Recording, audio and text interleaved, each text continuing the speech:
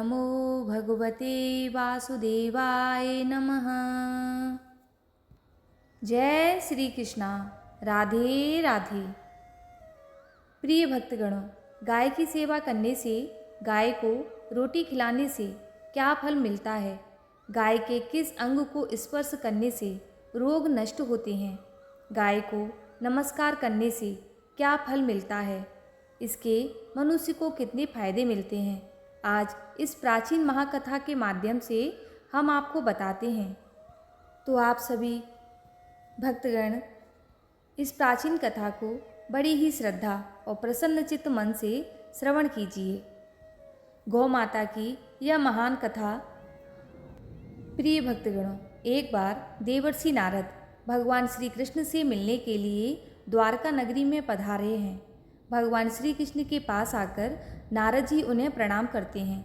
देवर्षि नारद को देखकर भगवान श्री कृष्ण प्रसन्न हो जाते हैं और पूछने लगते हैं, हे देवर्षि, आपका द्वारका में स्वागत है। आज किस प्रयोजन से द्वारका में आने का आपने निर्णय लिया? देवर्षि नारद हर्ष के साथ कहने लगते हैं, हे प्रभु, आप तो सब कुछ जानते हैं, फिर भी इस दास से पूछ रहे हैं। भला आपसे कोई बात छिपी हुई है? मेरे मन में क्या प्रश्न है, आपको भली भांति पता है। भगवान श्री कृष्ण कहते हैं, हे देवर्षि, मैं आपकी दुविधा को जानता हूँ और यह भी जानता हूँ कि आप समस्त मनुष्य जाति के कल्याण के लिए ही आज यहाँ पधारे हैं।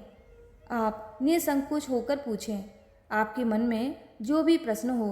फिर देवर्षि नारद कहते हैं, हे प्रभु, यदि आप चाहते हैं तो मैं आपसे एक प्रश्न पूछने की चेष्टा करता हूँ। प्रभु, मैं आज पृथ्वी लोक का भ्रमण कर रहा था तो मैंने बड़ा ही विचित्र दृश्य देखा। मैंने देखा कि कुछ दुष्ट मनुष्य गाय को मार रहे थे, वहीं दूसरी ओर कुछ मनुष्य गाय की पूजा भी कर रहे थे। तो प्रभु, यह दृश्य देखकर मुझे बड़ी व्यथा हुई। मनुष्य खुद के स्वार्थ के लिए निष्पाप पशुओं पर अत्याचार क्यों करता है? हे प्रभु, मेरे मन में यह जानने की जिज्ञासा हो रही है कि जो मनुष्य गाय की सेवा करता है, उसकी पूजा करता है, उसे क्या फल मिलता है, और जो भी पापी गायों पर अत्याचार करता है, उन्हें कौन सा दंड मिलता है। इस प्रकार से नारद जी द्वारा पूछे जाने पर भगवान श्री कृष्ण मुस्कुराते हुए कहते हैं, हे देवर्षि, आपने बहुत ही उत्तम प्रश्न किया है। जो गायों को कष्ट देता है, उसे तो उसके पाप कर्मों के लिए नरक में दंड अवश्य मिलता है, किंतु जो गायों की सेवा करता है, उन्हें उत्तम लोकों की प्राप्ति होती है।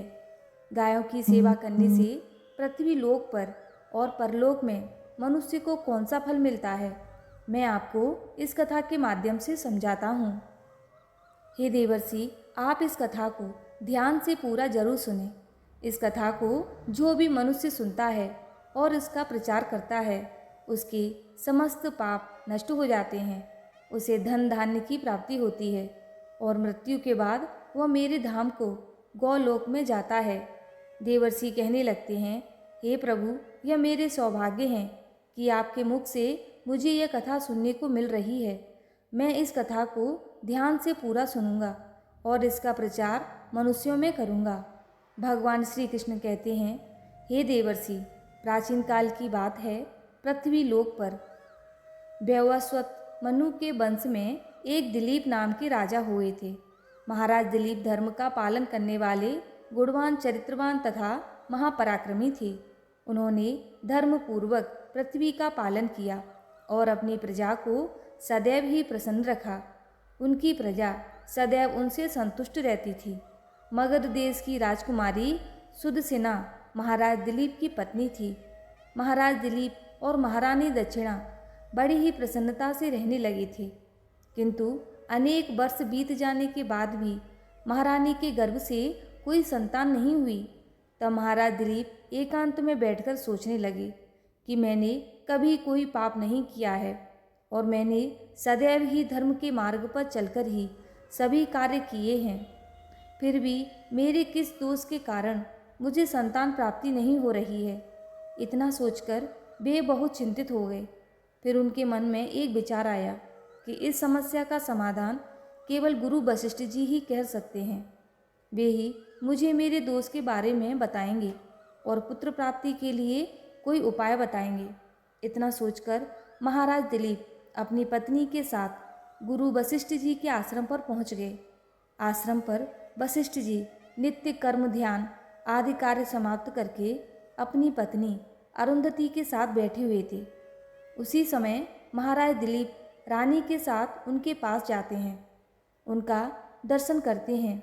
वशिष्ठ जी ने महाराज दिलीप का स्वागत किया और उनकी पत्नी अरुंधति ने महारानी का स्वागत किया और उनका कुशल मंगल पूछते हुए उन्हें आशीर्वाद दिया।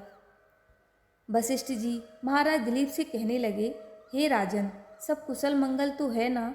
आप और महारानी का आज अचानक वन में मेरी कुटिया में पधारने का क्या प्रयोजन है? किस कारण से एक महान सम्राट को अपना राजपाट छोड़कर इस वन में आना पड़ा? सकुशल सभी राजा महाराज पुत्र उत्पन्न करके उन्हें अपना राज्य सौंपकर तपस्या करने के लिए वन में आते हैं, किंतु आप अभी भी जवान हैं। आपने अभी अभी राज्य का कारभार संभाला है। आपने अभी तक पुत्र भी उत्पन्न नहीं किया है। फिर आप ऐसे अपना राजपाट छोड़कर वन में क्यों चले आ गए? यह आप जैसे महान सम्राट को शोभा नहीं देता है। फिर महाराज दिलीप कहते हैं, हे महर्षि, मैं आपके यहाँ पर तपस्या करने के लिए नहीं आया हूँ। गुरुदेव, मैं आपके पास सहायता मांगने के उद्देश्य से आया हूँ। कृपया आप मेरी सहायता कीजिए, मैं बहुत दुख में हूँ। फिर महर्षि अगस्त्य कहते हैं, हे राजन, आपके जैसे महान सम्राट को भला किस बात की सहायता चाहिए? आप तो स्वयं सभी की रक्षा एवं सहायता करने में सक्षम हैं। महाराज दिलीप कहते हैं, हे गुरुदेव, मैं आपके पास यह जानने के लिए आया हूँ कि किस दोष के कारण मुझे अभी तक पुत्र की प्राप्ति नहीं हुई है। कृपया आप अपनी दिव्य शक्ति से जानकर मुझे मेरा दोष बताइए और उस दोष के निवारण के लिए उपाय भी अवश्य बताइए। पुत्र के बिना मेरा जीवन व्यर्थ हो रहा है, मुझे मुक्ति नहीं मिलेगी।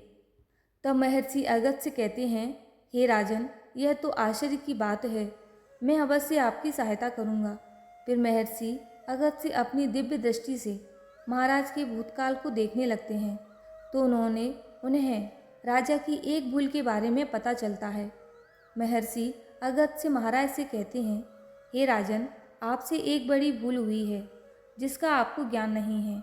जब आप इंद्रलोक में देवराय से मिलकर लौट रहे थे, तभी मार्ग में एक कल्प वृक्ष के नीचे खड़ी गाय और उसके बछड़े को आपने दुर्लक्ष्य कर दिया था।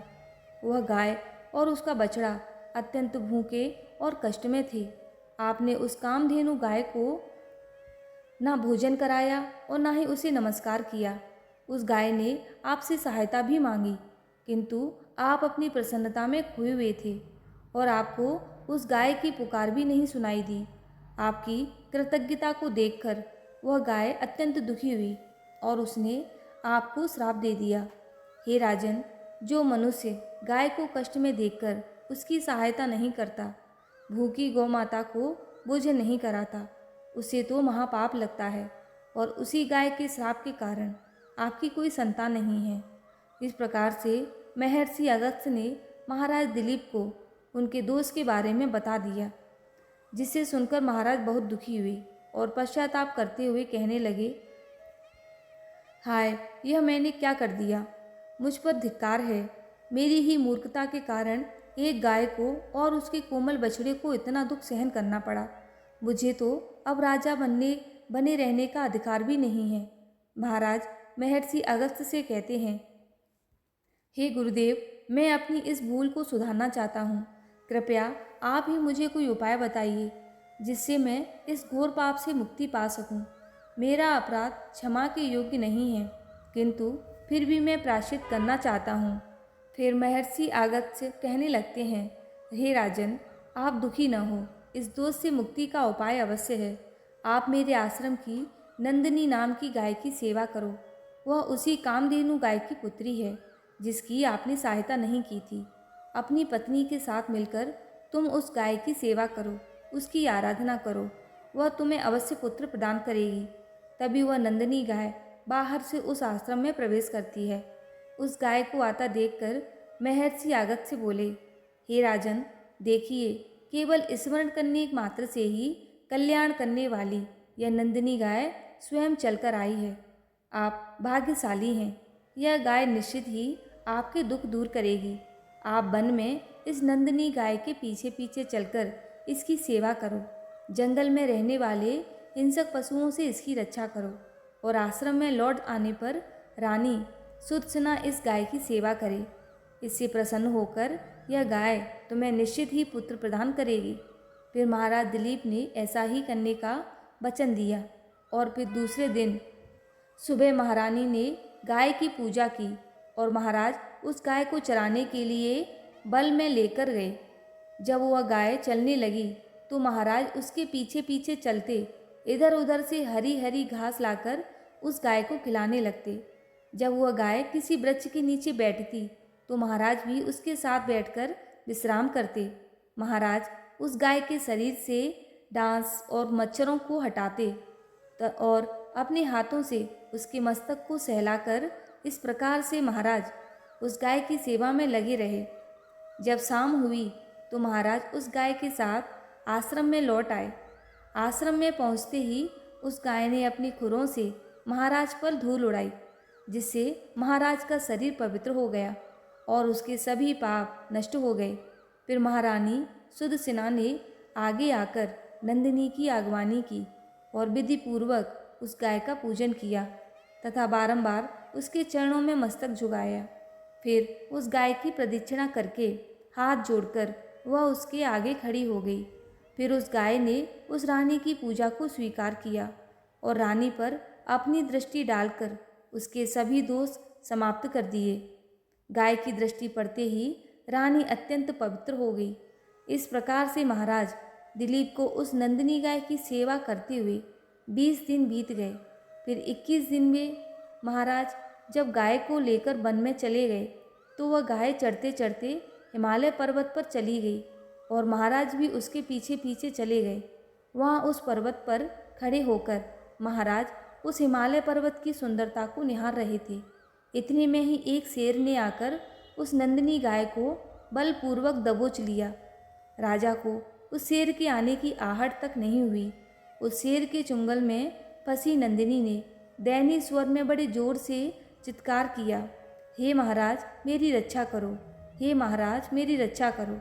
जैसे ही महाराज ने उस गाय की पुकार सुनी तो उन्होंने देखा कि एक भयंकर शेर ने उस गाय को दबोच लिया है और उस गाय की आंखों से आंसुओं की धारा बह रही है, जिसे देखकर महाराज व्यथित हो उठे और उन्होंने तुरंत ही अपना बाण निकाला और धनुष की डोरी पर रखा।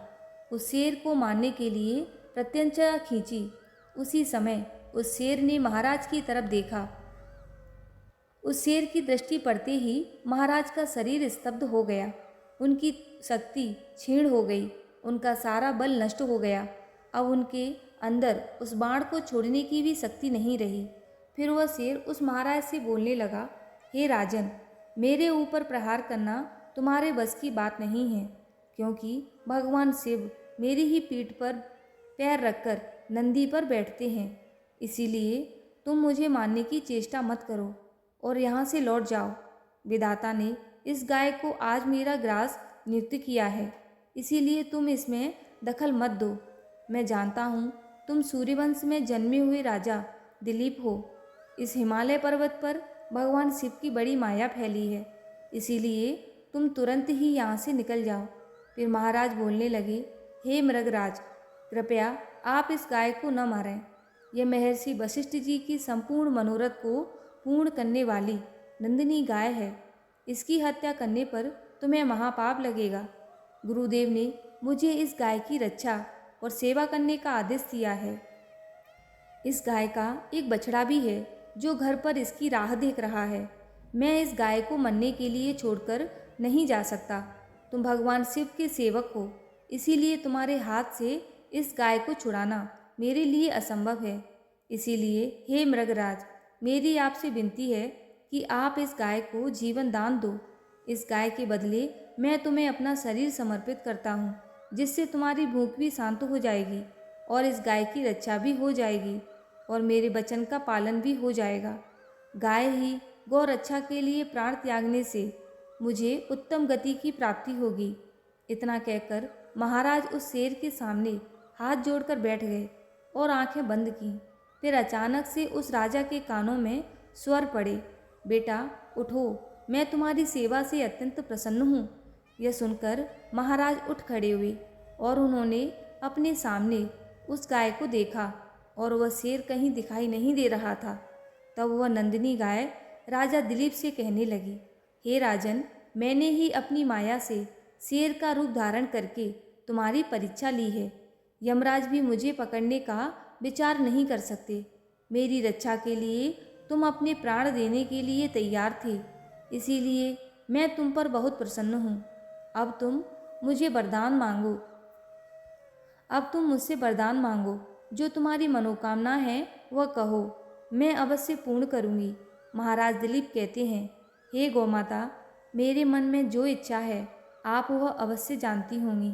कृपया मुझे पुत्र प्रदान कीजिए, मेरी यही कामना है। फिर उस नंदिनी गाय ने कहा, हे बेटा, तुम पत्ते के द्रोण में मेरा दूध लेकर उसका पान करो, इससे तुम्हें अत्यंत बुद्धिमान और गुणवान पुत्र की प्राप्ति होगी। महाराज दिलीप कहने लगे, हे माता, इस समय पर मैं आपके मधुर वचन सुनकर ही तृप्त हो चुका हूँ। अब आप मेरे साथ आश्रम पर चलिए और मैं आपकी पूजा आराधना तथा मेरे अनुष्ठान को पूरा करके आपके अमृत समान दूध का पान करता हूँ। उसके बाद महाराज दिलीप उस गाय को लेकर आश्रम चले गए। आश्रम में पहुँचने पर महारानी सुदसिना ने आगे आकर उस गाय का पूजन किया। तब उस गाय ने कहा, हे महारानी, आप मेरी पीठ को स्पर्श करो, इससे आपको अत्यंत गुणवान, बलवान और बुद्धिमान पुत्र की प्राप्ति होगी। फिर महारानी ने गाय की पीठ को स्पर्श किया। महाराज और महारानी ने उस गाय को विधिवत पूजा आराधना की और उनके अमृत के समान दूध को प्रसाद समझकर ग्रहण किया। उन दोनों की प्रसन्नता देखकर महर्षि वशिष्ठ जी कहने लगे, हे राजन, अब यह गाय तुम दोनों पर प्रसन्न है, तुम्हारी मनोकामनाएं अवश्य पूर्ण होगी। जो भी मनुष्य गाय की सेवा करता है, उसे भोजन कराता है, उसकी प्रदक्षिणा करता है, उसके सभी मनोरथ सफल होते हैं। जो भी गाय की रक्षा करता है, उसकी कभी दुर्गति नहीं होती। मृत्यु के बाद वह गोलोक में जाता है और भगवान श्री कृष्ण के साक्षात दर्शन करने का सौभाग्य उसे प्राप्त होता है। जो श्रद्धापूर्वक गाय का दूध पीता है और वह सभी रोगों से दूर रहता है। जो गाय की पीठ पर जो कुबड़ होता है उसे स्पर्श कर लेता है, उसके सभी दोष और पाप नष्ट हो जाते हैं। जो गाय का दान करता है वह बैतरणी नदी को गाय की पूंछ पकड़कर पार कर लेता है। जो स्त्री रोज गाय को रोटी खिलाती है वह सौभाग्यशाली बन जाती है। गाय समस्त पापों का नाश करने वाली और सभी मनोरथ को पूर्ण करने वाली है। अतः सदैव इसका रक्षण, पूजन तथा इसे भोजन कराना चाहिए। इतना करने से ही मनुष्य सभी ऐश्वर्य को प्राप्त कर लेता है, उसकी दरिद्रता समाप्त हो जाती है। फिर भगवान श्री कृष्ण जी कहते हैं, हे देवर्षि, इस प्रकार से महाराज दिलीप द्वारा गाय की सेवा करने से उन्हें एक पुत्र की प्राप्ति हुई, जिसका नाम रघु रखा गया था, जिसके नाम से इस पृथ्वी पर सूर्यवंश की ख्याति हुई और बाद में उसका वंश रघुवंश के नाम से प्रसिद्ध हुआ। प्रिय भक्तगणों, आप भी नित्य गाय की सेवा करें, रोज गाय को रोटी खिलाएं, गाय की रक्षा करें। आपको यह कथा कैसी लगी कमेंट करके ज़रूर बताएं। जानकारी अच्छी लगी हो तो वीडियो को लाइक करें और कमेंट में जय श्री कृष्णा और जय गौ माता जरूर लिखें। साथ ही इस चैनल को सब्सक्राइब करें। भगवान आपकी सभी मनोकामनाओं को पूरी करे और आपके घर आंगन में आनंद मंगल बने रहें। जय श्री कृष्णा। राधे राधे।